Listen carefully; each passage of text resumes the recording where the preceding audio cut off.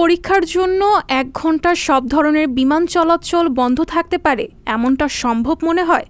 জীবনে কত পরীক্ষাই না আমরা দিয়েছি, আমাদের জন্য তো এমন কোনো আয়োজন তো হতে দেখিনি।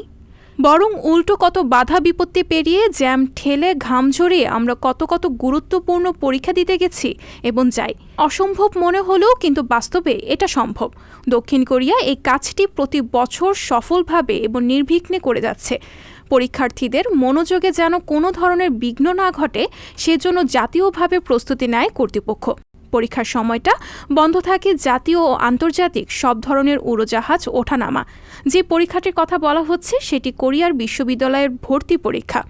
এই পরীক্ষাটির নাম কলেজ স্কলাস্টিক অ্যাবিলিটি টেস্ট বা সিসেট।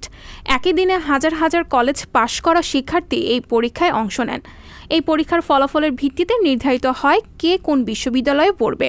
সেরা থেকে সেরা বিশ্ববিদ্যালয় পছন্দের বিষয়ে পড়ার জন্য এই পরীক্ষা তাদের দিতেই হয়।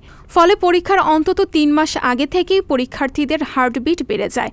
আদা জল খেয়ে তারা তীব্র প্রতিযোগিতার লড়াই করার প্রস্তুতি নেন। আর তাদের পরিবারের কাজ কেবল প্রার্থনা করা।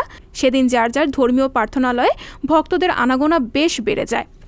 পরীক্ষা যেন সঠিকভাবে নেওয়া হয়, কোনো ধরনের অসদুপায় যেন শিক্ষক বা শিক্ষার্থী কেউই অবলম্বন করতে না পারেন এবং সব পরীক্ষার্থীর জন্য সমান পরিবেশ যেন নিশ্চিত করা যায়, সেজন্য জাতীয়ভাবে প্রস্তুত থাকে কর্তৃপক্ষ।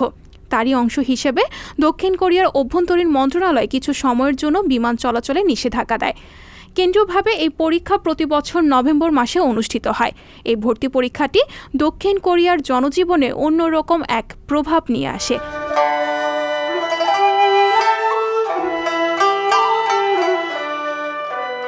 বিশেষ এই দিনটিকে কেন্দ্র করে সুশৃঙ্খল দেশটির ট্রাফিক ব্যবস্থা পর্যন্ত ঢেলে সাজাতে হয়। এর উদ্দেশ্য পরীক্ষা কেন্দ্রগুলোকে যানজট মুক্ত রাখা। একমাত্র এই দিনটিতে অদ্ভুত এক নীরবতা নেমে আসে দেশ জুড়ে।